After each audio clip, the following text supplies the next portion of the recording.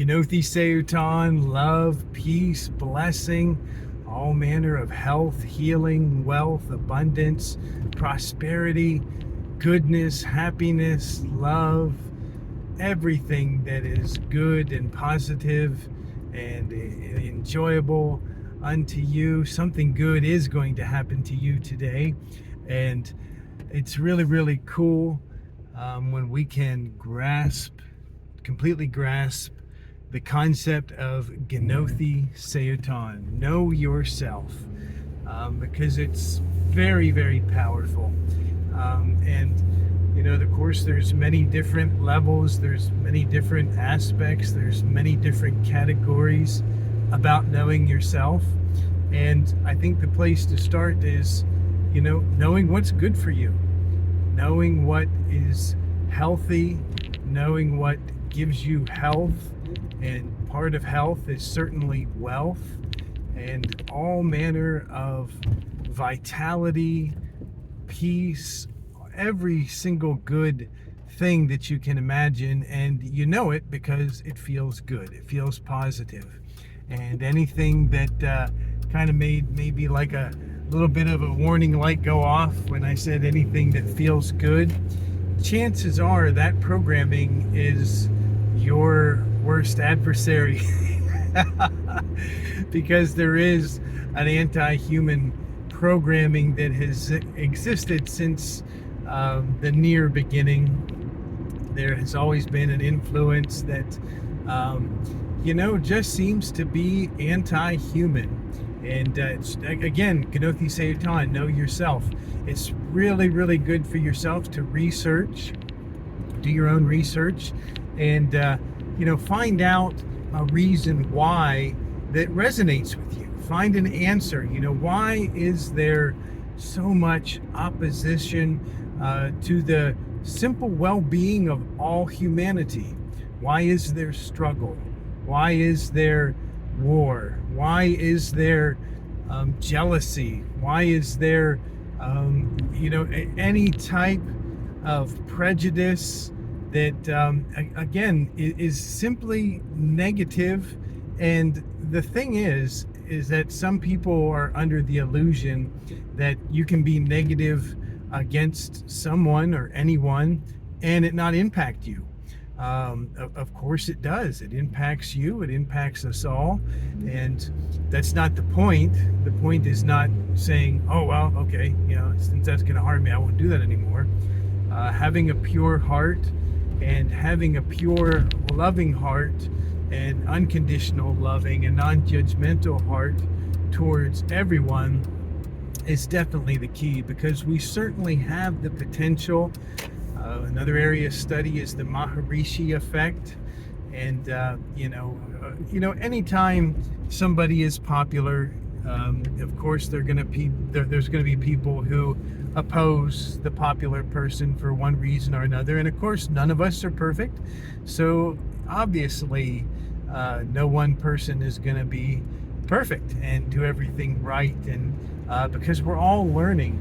And so whenever there is somebody who has just a revelation, has some true wisdom, has something that knowledge that is ahead of their time, as part of Gnothi Seuton, knowing ourselves, is to investigate it, study it, do our own research, and see how it applies unto us. But the idea was never to be to worship a teacher.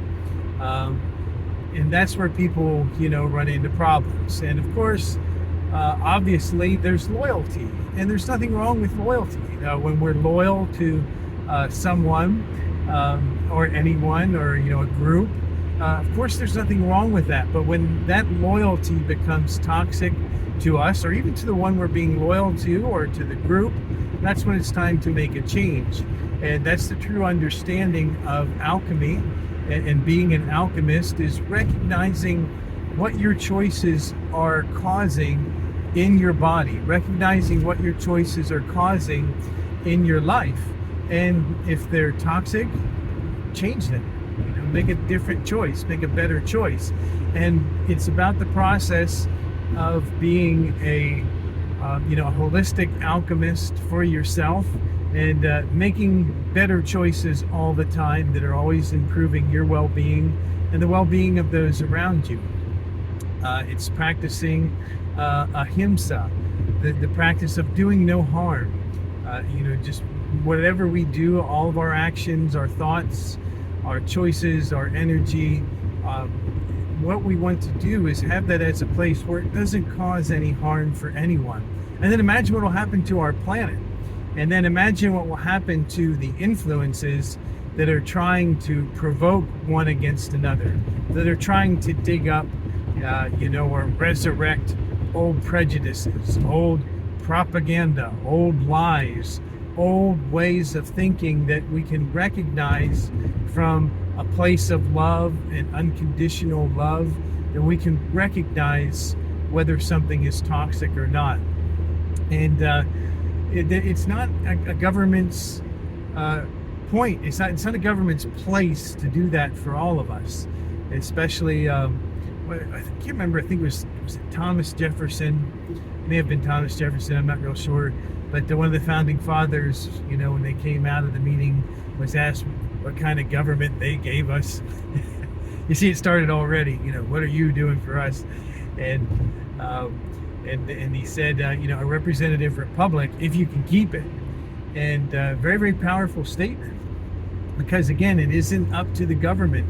I think John F. Kennedy was alluding to this when he said, ask not what your government can do for you, but ask what you can do for your government. In other words, don't be in the place of a slave, a servant, a worshiper of, any type of human system, because that's not what we're about. Be sovereign. Be sovereign yourself. Practice your own sovereignty. Don't wait for the government to do something for you. You are your government in your own life.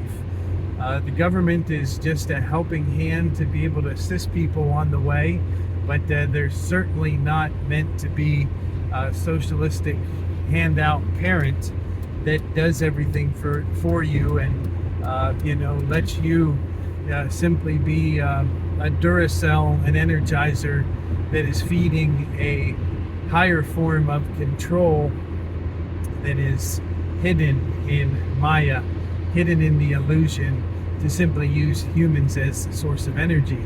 So when we all recognize our own power, when we all recognize our own true connection to true source, we remove all of the blockages between us and true source.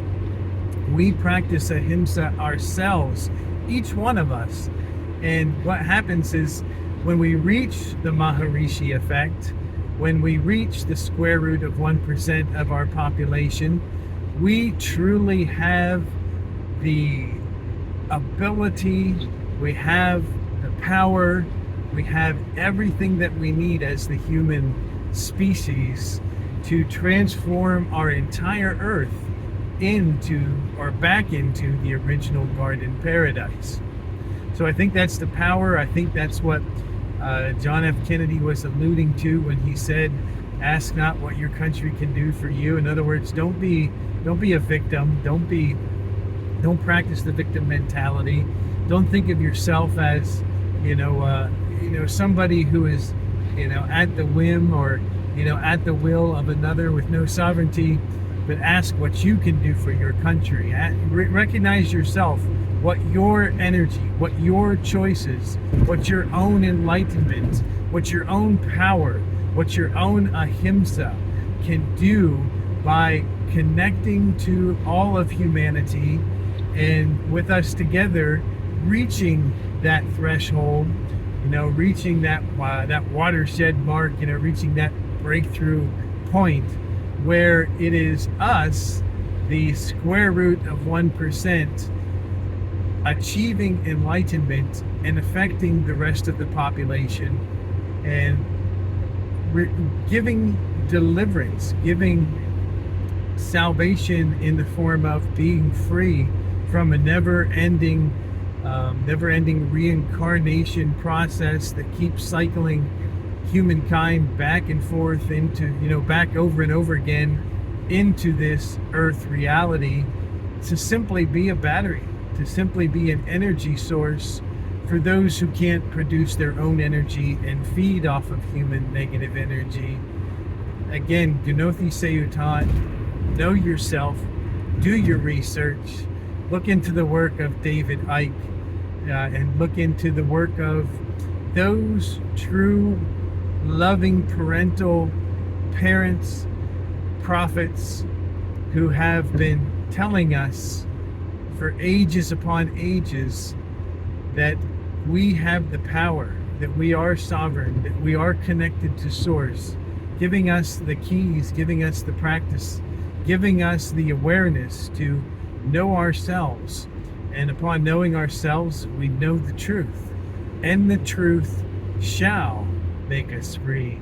Love, peace, blessing. Something good is going to happen to you today. May all manner of goodness and happiness, health, healing, prosperity, wellness, prosperity in ever exponential multiplying factors be unto you. Love, peace, shalom, blessing. Gnothi Seyutan. Namaste.